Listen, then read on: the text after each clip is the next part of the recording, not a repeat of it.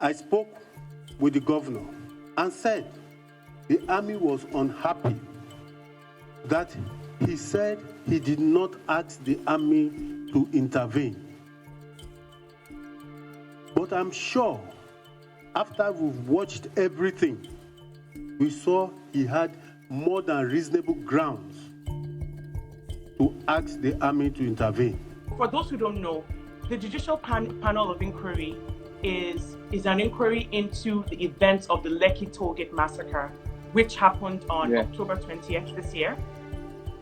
And which I think, like Amnesty International said, a dozen Nigerians, innocent protesters, were killed.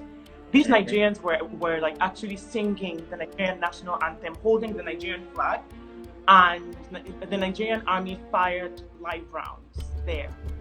And we saw everything via Instagram Live.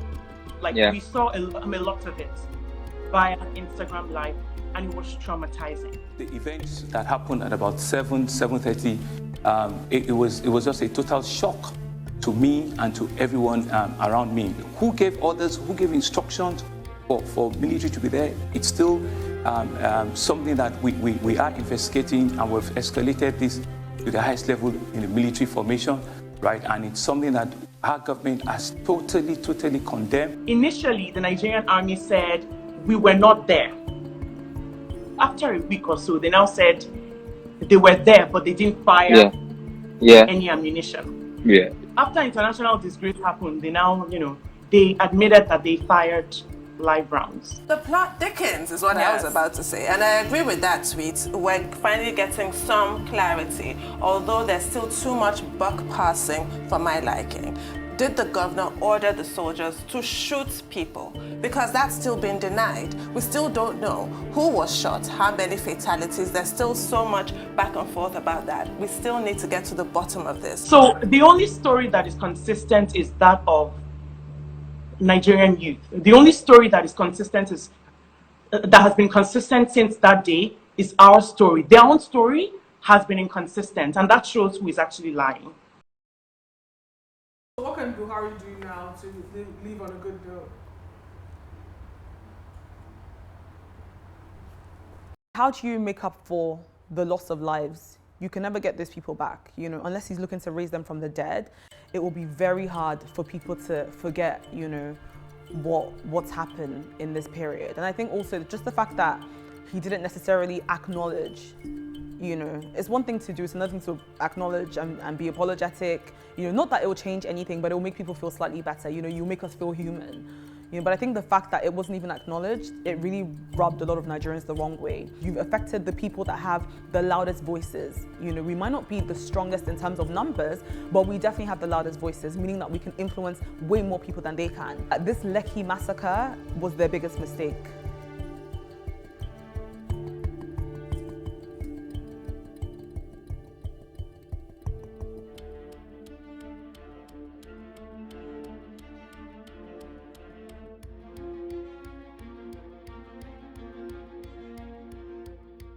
As the dust settled, people returned to their regular lives. Business as usual. Some pockets of people hit the streets in smaller numbers. A cry for help as Sars continue their brutality across the nation. But in the background, the witch hunt begins. We need accountability. That is at the heart of this matter. Accountability. People have to be brought to book. If you don't bring people to book, if you don't bring justice to families, it will continue. We must speak. Do not give up. The government seems to be in agreement with this gesture. However, their target isn't SARS, and to be introspective, their targets are the protesters.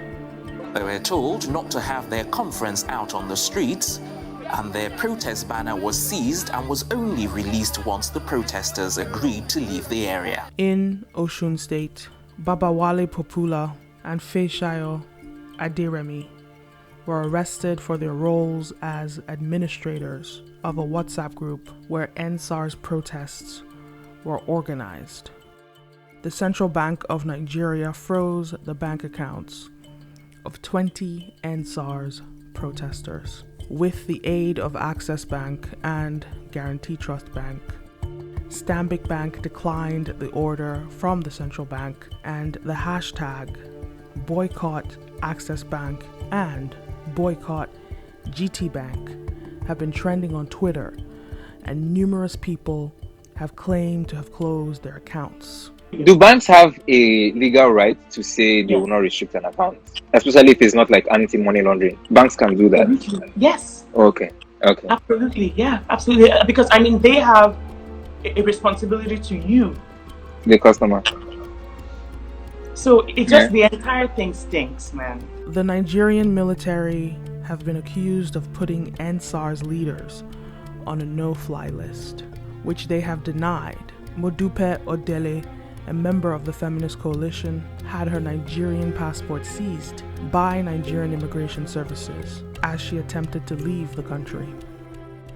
DJ Switch was granted asylum in Canada and has relocated since the Lekki Tollgate massacre. Kenechukwu Okeke, an activist, has filed a criminal complaint in Abuja against 50 people for their alleged roles in the End SARS protests, many of which are renowned musicians and influencers. Some include Burna Boy, Davido, Banky W, Fowls, Tiwa Savage, and more.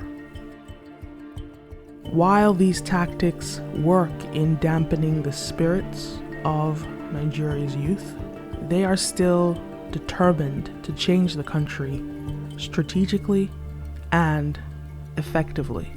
One of the most unfortunate things to me would be if we went through this and we didn't learn, we didn't get better, we didn't get more organized, we didn't come back harder the next time. What do the Nigerian youth want? It's very simple. We want proper system of governance. We want young, fresh minds in government, people that actually understand what's going on in the world and can actually keep up with, the world as it's moving and advancing. We want good healthcare, good roads, good education. We want people to get paid properly so they can actually enjoy doing their jobs and come into work. We want a system that actually works, proper infrastructure. We want to be able to advance. This country is rich with natural resources, money. We have oil, we have all sorts. So there's no reason why Nigeria is the way that it is right now. And we're done with corrupt leaders. We're done with bad governance. We're done with the level of politicking that we have right now. We just want things to pretty much just go smoothly like every other part of the world. Beyond End SARS now, let's re-strategize, let's re-energize, let's refocus. Whatever we want, whether it's light, whether it's good governance, whether it's end of rape or sexual violence or whatever it is, let's come up with an agenda. One of the things that I think that we learned during the 2 weeks around the protests is that everyone has a different role to play. One of the things that was so beautiful about the protest was that everyone was doing something different. Some people were helping raise money. Some people were creating infographics. Some people were providing food. Some people were providing ambulance services. Some people were providing legal services. Every single person was doing something different. There was a side to it that I'd never seen before, which is where things worked. Like people took responsibility for everything that needed to be done. What is important for young people is that it doesn't matter how you engage with building a better Nigeria. The most important thing is that you do engage. There's so many people who can take up the mantle, right? But a lot of people don't want to be in the limelight, right? Take up the mantle. But it has to be, it's a choice you have to make within you. I've made my bed and I'm lying on it, right? So meaning I'm dying here in Nigeria, like nothing's going to change. Like I die for Nigeria. I think that it's also very important to make sure that we reflect and think about some of the things that we did well, some of the areas where we needed to improve. I think that, there'll be a lot of debate as to, the leaderless protest versus needed protest. What was the right timing? How should it have been done? When should we have negotiated? Should we have negotiated it at all? Everyone will have a different answer. Okay, and now we're done with that, right? What next, right? Like we need to be able to think ahead. Without very significant changes to our leadership and the way that they think about growth. I am concerned that Nigeria kind of continues to kind of tick along with this like very, very slow growth, which is increasingly problematic because we have such a fast growing population. So in an ideal world, you would always want GDP growth to at the very least be keeping up with population growth. At the moment, that's not happening in Nigeria. I think population growth is maybe 3+% every year, whereas GDP growth over the last few years has kind of been between 0 and 2%. So you have this very, very challenging situation where you're having many more people, but the national pie is not growing as quickly, and I think that's a very big cause for concern. It's very, very difficult to get things done in Nigeria. That stretches all the way from the fact that you don't have electricity, the fact that you don't have good roads, you don't have a good public transport system. I mean, if your employees are spending 4 to 5 hours in traffic every single day, that's a huge loss of like productivity. And that happens because we have bad infrastructure and we just don't have like public transport. If you are allocating huge amounts of your financial resources to power generation when you are not a power generating company, that is like a huge suck. It's a mess, it's difficult, it just like needs to get better. I think Nigeria right now is like number 100 and something in terms of like ease of doing business. Contrast that to places like Rwanda where people just say it's just really easy to like get stuff done. So that's like one thing. You know, now one of the biggest predictors of your wealth is your parents' wealth. And it typically is because, you know, you're able to access certain deals, information kind of through your parents' network. Oftentimes, if you have wealthy parents, you're able to like seed your company, or sometimes even by the fact that, hey, they have a house that you can like live in for free and like you don't have to pay rent and you can like do all of that type of stuff. I think that one of the things that is always a concern in Nigeria is the extent to which the kind of upper class or the elite has remained frozen over time. So you'll have a lot of kind of wealthy people in Nigeria who their kids are friends, all the kids are friends, they all went to the same schools, the parents were all friends, the grandparents were all friends. And I think that that's really has meant that like money has kind of been locked by, I don't know whether it's 2,000 families, 5,000 families, I don't really know what the exact like number is, but it's very much been like locked in by those families like over a really, really like long period of time. I think that you probably have seen like kind of new people coming into the system from two areas. So a lot of them, it's been like politicians who might have wealthy families, but through getting into the political games, they've been able to make a lot of money. But I think that the hope is now, the more that you kind of have more technology entrepreneurs, like they will also be able to kind of like generate new forms of wealth coming into like the system. Information really doesn't flow around. Like it's very, very difficult for people to just like find out what are some of the things that I need to do to bid for this contract, to like acquire X, Y, and Z. And so you find that business tends to flow, or information tends to flow around informal circles much more. And whenever you have information flowing around informal circles, it by necessity preferences people who have access to those networks that have information, and that necessarily preferences people who like tend to be more well connected than others. The social media generation has to be educated because they in turn will now go out and educate the people in the grassroots. If you go directly to the people in the grassroots and not educate the people in social media, it's also counterproductive. So everybody has to get this education, and I think that it's just easier to start with the social media generation. You know, it won't take a long time to educate people. You know, the way that people learn these days, funny enough, other than through school, is via social media. So when you have like skits and like bite-sized versions of like interviews and just different things like that, and you literally just tell them what they need to know. So in terms of, you know, even just understanding that there are 3 tiers of government: executive, judiciary, and the legislature, and they're supposed to check each other. A lot of people don't even know that. You know, people don't even know that, you know, you vote in the House, your House of Representatives is supposed to literally take all your issues onto a higher level, and you can actually have laws that are passed in favor of what the community wants. People don't even know this, you know. So I think that if you educate the social media generation, you know, they in turn can go and educate people from the grassroots. But I think it's absolutely important to educate people on the grassroots level. The government kind of wanted to put regulation around saying offensive things about public officials on social media. It was on social media that people banded together. You know, people in the tech community got the email addresses and phone numbers of all our senators and our representatives, and that was a really amazing example of people using the these platforms would actually come together to get stuff done. And to this day, that bill still hasn't passed. Like in many ways, that was a success. Nigerian youth, the social media, the social influencers, all of these are making the narrative that we are seeing today. Social media, yes, though good, has its negative impact. Culture is gone. Mr. Speaker, in the next 5 years, there will be no Nigeria. If we don't start now, social media influencers, stop the hatred already. You know, now the entire social media law that has passed second reading, a repressive law that has passed second reading is, so there are all these laws that they're, passing, and I'm just quite not sure what direction we're taking with them. Do you want to help build a better Nigeria? Join our database to get access to exclusive content and learn how you can get involved. Click the link below to find out more. We've seen that freedom of speech can be abused. We've seen that it can be used to spread fake news. We can seen that it can be used to incite religious or ethnic tensions. That's something that's very, very problematic in Nigeria.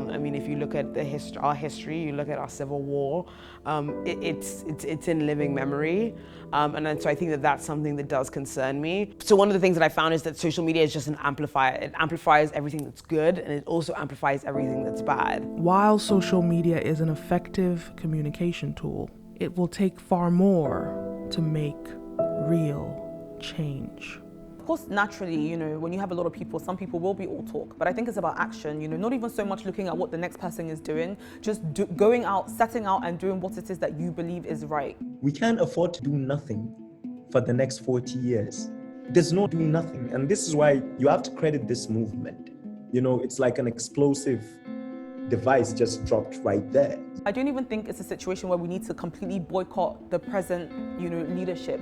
We can actually work with them. Yes, we're not going to vote you in 2023, but at least you're here for the next 3 years. We have to make the best of it. So I think that the youth can actually work with the current government and leadership, in creating better structures, things that will be beneficial to their communities, things that will make them leave on a good note. Do you understand? Things that will ensure that they go down well in history. I don't even think that they're completely averse to doing the right thing. I think that for some of them, they just don't really know how to go about it. They might not really have the bright ideas or the methods to go about it. And because the youth are more vibrant, more innovative, I think that we can actually work with them into creating the sort of Nigeria that we want, until 2023, and then we put ourselves in. PVC.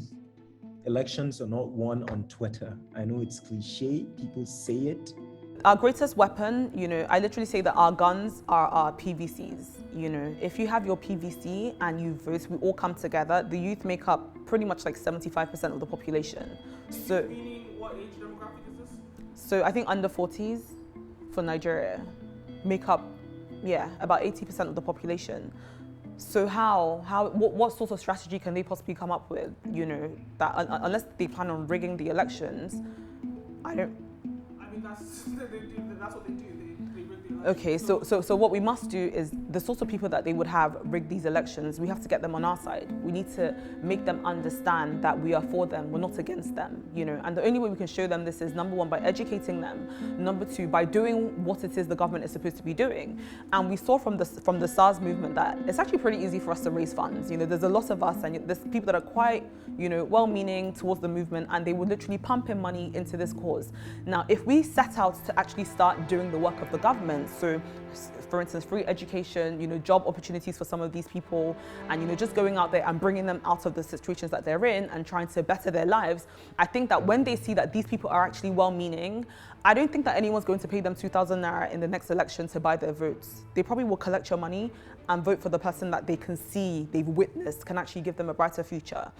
So we actually have to start doing the work of the government. I'm getting married. Again.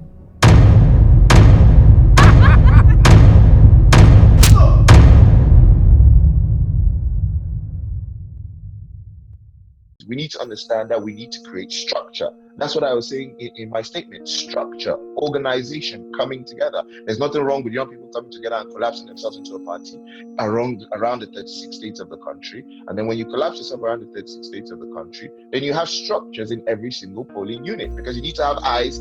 It's one thing to vote, and it's one thing to follow your votes till it gets to collation, because that is where most of the action happens if you've ever been on the field. It's not the casting of the vote. It's where does the vote go after it's been casted? Has it been counted? Has it been collated? And parties who are bigger, who have structure, tend to have that follow-up process. That's why APC and PDP are attractive to candidates at this point in time. So let's talk about, just like briefly, scratch the surface about rigging of the elections. So there's also the belief that there's no point in casting a vote because the elections are going to be rigged. And we've witnessed it, at least on social media. Obviously, one can say it hasn't been verified because we don't know time and place of those videos that we see. But we've seen the burning of ballot boxes. We've seen hoodlums surrounding certain people's houses. Yeah. What can we do as a youth party to combat the rigging? Do we play the same game, or do we play the game of let us engage the mass population to vote so that no matter what, you can only rig so much?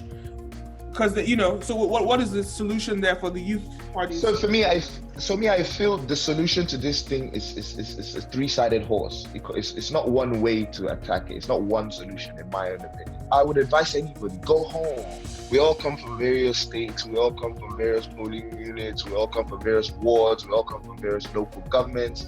We all come from various regions, constituencies in the country. For me, I went back. I spent a lot of time in my state. I learned a lot because these informations are not ready. Like, for example, now I come from a ward called Chancel Ward in Mangu local government. And in Mangu local government, I can categorically tell you now from the experience that we have 16 federal wards and 20 state wards. And my constituency, my federal House of Rep, constitutes of 2 local governments, and which is a total of 30 federal wards and 40 state wards. But I didn't know all this until I went back home, until I went to do the truth of my, whoever is interested, you need to do the work.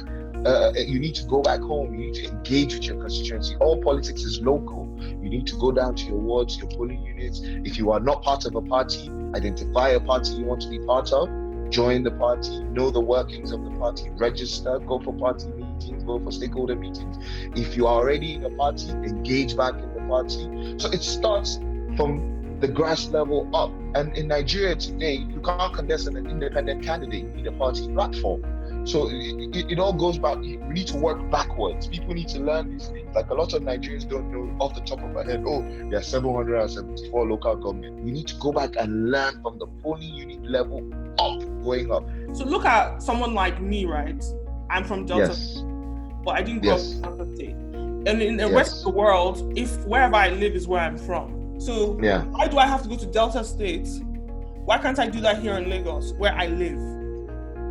So you see, you are absolutely right. I agree with you. It's part of what, I can't remember what governor was saying, that we need to start doing, instead of indigene, we should start doing residents, like how other parts of the world are. If you're a resident of that place, you have a stake in that place. If you pay taxes in that place, you have a stake in that place. If you built a house in that place, you have a stake in that place. But because we still live in a country where there's still a lot of division in terms of ethnicity, we still have a lot of division in terms of tribal lines. So people find it hard, so that's why people tend to go home. And then in Nigeria also, even constitutionally, they always say, even when they ask you, what local government are you from? It immediately goes to, where the father is from. Do you get what I mean? So because constitutionally, we still have these things, until those laws are changed, it's still important to what they say, go back home. Do you really think that the youth who have been accused of having a very short attention span can hold another 2 years to get their PVC beforehand, go out and actually vote? What about this time is going to be any different? Okay, so I think because we've seen, I think Nigeria is such a huge country, that kind of like came together, I like to say by force, and there are parts that are very remote from other parts. And the truth is, things happen in areas that you don't even know about, you don't even hear about it. And to be honest, when you do hear about it, it's like, we saw that people got killed in this state and that state. But I think that this Lekki massacre was their biggest mistake. because you've affected the people that have the loudest voices. We might not be the strongest in terms of numbers, but we definitely have the loudest voices, meaning that we can influence way more people than they can, So the fact that this happened has caused us to be so aroused, very, very politically aroused. And this goes for every single person in our generation. I don't know anybody that's not interested.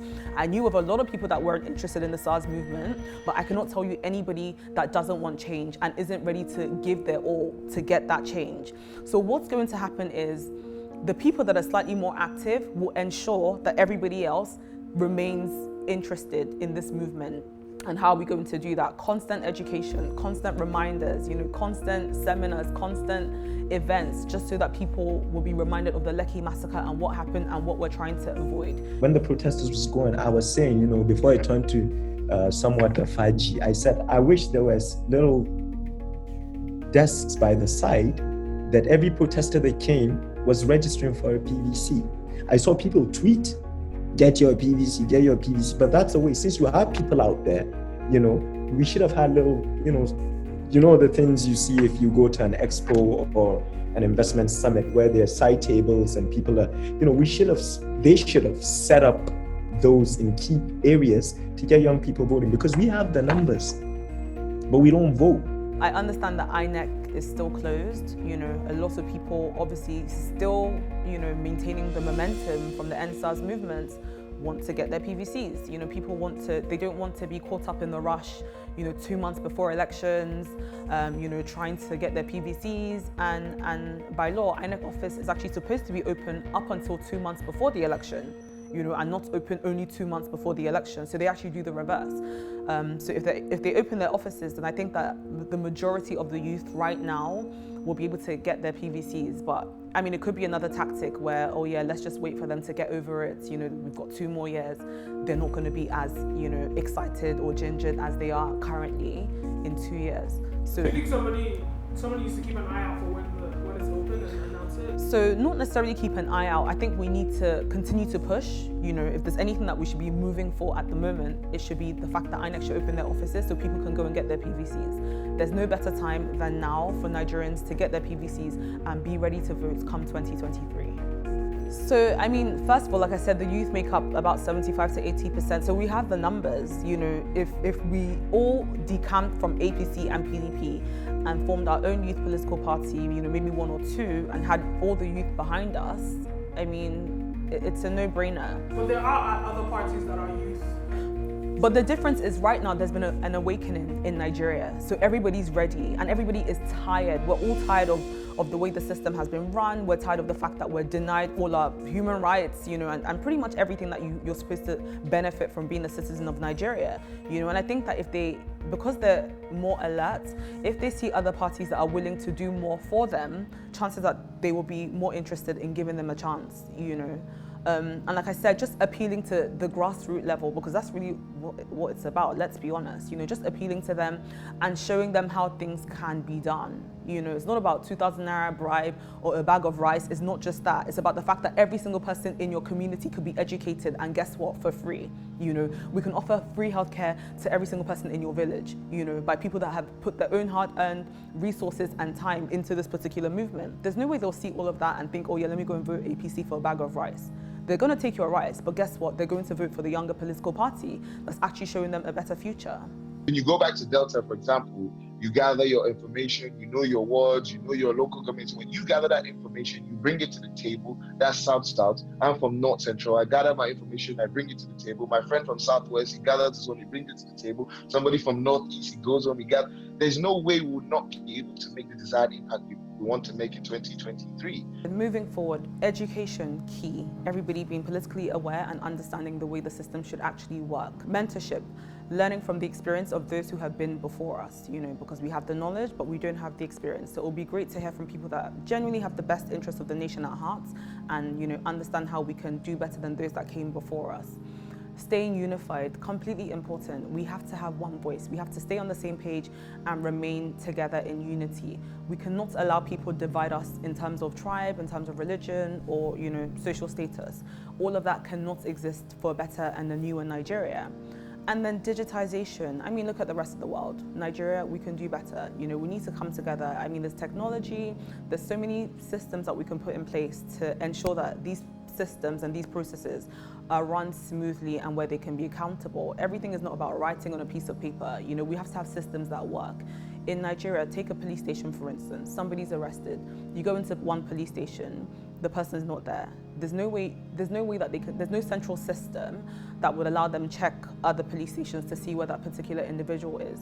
If you're looking for somebody that's been arrested, you have to drive into every single police station to find the person. That's absolutely ridiculous. You know, there's no reason why for a country that is so rich and so filled with so many intelligent people, you know, we have a lot of people. I mean, look at Computer Village. You have people that are super, super tech savvy, people that understand how these things work. There's no reason why our systems are not digitalized.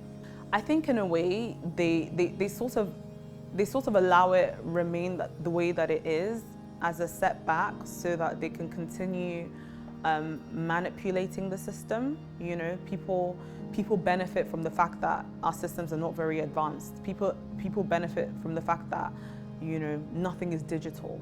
You know, you have to pay somebody to write this down, you have to pay for them to search the files to find this and find that. You know, it's really ridiculous, and it just slows everything down. You know, there's no way that we can have the level of progress that we want if, you know, even to votes, you know, you go there, you vote, they carry it from one place to another. On the way to the collation center, you know, you have hoodlums come, they steal the ballot boxes, they burn it. You know, it's so ridiculous. Our system is so backwards, and I think that they do that to their advantage. You know, but if we're able to digitize the election process and, you know, pretty much everything else in the community, it would allow for better accountability and, you know, just better structure in general. Do you think that if Buhari leaves on that note, not that he will be forgiven, but is that enough to resurrect his name and put it in the history books? It will be a step in the right direction. You know, I don't think that any Nigerian, you know, who understood and followed the movement of Sars and saw how it's ended, you know, will be very forgiven. However, if he did allow a certain level of digitization, I think that Nigerians, you know, would be happier, I guess. I think that he would have left the country in a better state, you know, than he met it. So, what is the future for Nigeria? Funny enough, I'm very optimistic. You know, I've had friends call me and they're like, you know, Chama, you need to be a little bit more realistic with your expectations for Nigeria. Rome wasn't built in a day, and, you know, what you're hoping for probably won't happen in our lifetime. But I'm very optimistic. I think that, you know, come 2023, it's not going to be, you know, a complete overhaul of what's going on. You know, the rot is so deep in the system that it's going to take quite a few years to, you know, undo what's already been done. But I do think that, you know, a little bit more deserving people will come into power, people that understand the needs of the people and are happy and ready to represent the needs of the people that are not so greedy, people that are not so selfish, people that don't only consider their own interests or the interests of their family members. I think those sorts of people will come into power. I think there's going to be a lot more accountability in the system. You know, I think now that people are aware, you know, people are politically aware and interested, and of course with social media literally exposing everything, I think that people are going to feel more compelled to do the right thing, you know. I also think that we as the youth have to, you know, adopt a slightly different method from the way we sort of went about Sars. You know, of course we did that because we were angry, we were passionate, you know, we were determined to get a response. But of course now we've seen how that ended, you know, so we can try a different approach. I think that when we see people in government, you know, like our leaders and, you know, our governors and senators, if they do the right thing, if they do something that we've asked for, I think we need to cheer them on. We need to encourage them. We need to show support, you know, we need to hail them. And I feel like that's really going to make them want to do more. When you see somebody's grateful for something that you've done for them, I mean, some people argue that, yeah, but it's their duty anyway and it's all right.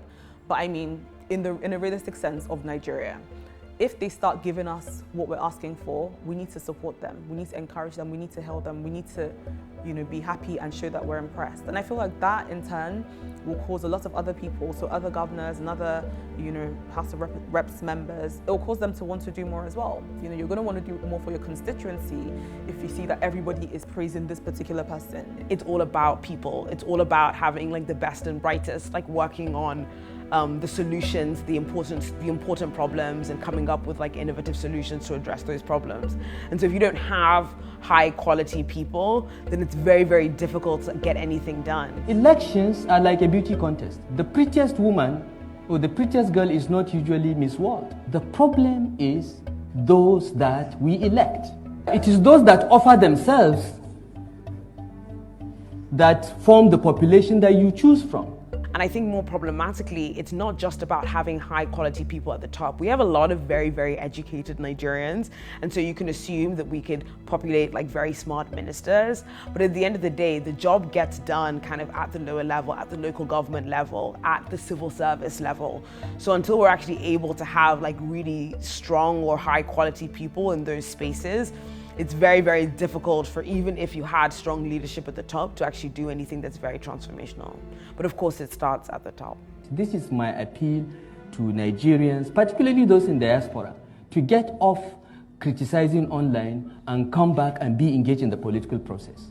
Your criticisms count for nothing. It is actual involvement, getting your hands dirty at shaping how political parties select candidates that will make Nigeria better.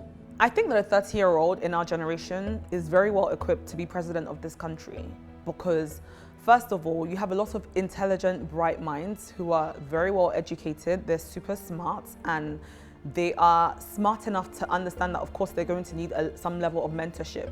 I don't think that, obviously, we have the knowledge, we don't have the experience, So there are people that we can speak to who have this experience that can obviously guide us and direct us, as to how to go about things. I think anybody who is well-meaning, who wants to serve humanity, because politics is about service. That's just the truth of the matter. Leadership is about service. A lot of people have forgotten that. The trend and the trend of bad governance has made it feel like it's an elitist thing, it's a big thing. You must go and once you reach a particular point in life or you made a particular money, then the next thing is to look for power or things like that. That's just a wrong idea. Any young person that wants better for his country, who wants to serve his country, who wants to invest in his country, both in human capital and infrastructure, I would advise them to go and do politics. I would advise them to get involved. Politics trumps everything. You can go and do your NGO, be social activists and so on. You will never change the world unless you're Bill Gates with tons of money. I think that the Nigerian private sector has done a phenomenal job as to like being able to grow in kind of like what is oftentimes crazy conditions, but there are certain things that the private sector cannot do. The private sector still cannot provide broad-based education. The private sector cannot build level infrastructure at the level and the rate that we need. We need like competent people in government. I'm still a really big proponent in that there is always like a role for government in societies. So until we're kind of able to get government right, until we're kind of able to get more competent people who are going into government, like we're always kind of just gonna be pouring water into like a leaky boat. It's still gonna be sinking. Maybe you're gonna like, or pouring water out of a leaky boat, right? Like maybe you're not gonna sink as quickly, but your trajectory will always be downwards until like we can fix government leadership. We try to get the youth engaged.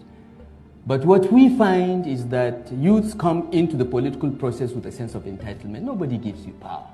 You have to get involved and fight and negotiate for it. The way to change your environment is to participate in the political process. And you cannot do so without getting your hands dirty. You'll be disappointed, you'll be frustrated, but it is your country, it is your future. But those of you that are in your 20s and 30s, in an age when medical technology is improving every day, some of you may live to be 100. You have 70 years of your life ahead of you. If you don't get involved now to change the future and shape it, will leave behind to you a nation that you don't like. But they need to come in without any sense of entitlement and be ready to serve and work hard and be frustrated. But in the end, they will prevail because they have the numbers, they have the brains, they have the access to the technology. Many of us cannot switch on a PC. We are on our way out, but you have to come in to push us out, and you must. I do always remain hopeful. I do always remain excited about the type of potential that we have in this country. Whether it's like just running into people day by day because you realize that like the average Nigerian is a good person, the average Nigerian is a kind person, they do want like the best like for their families and for their societies, but they're living in very, very like challenging and very, very dire circumstances. But you know, I do remain hopeful. The power to make long, sustainable, and transformational change is in the hands of Nigeria's youth. It is up to them to stay active and participate if they want to create a better future. Do you want to help build a better Nigeria? Join our database to get access to exclusive content and learn how you can get involved. Click the link below to find out more.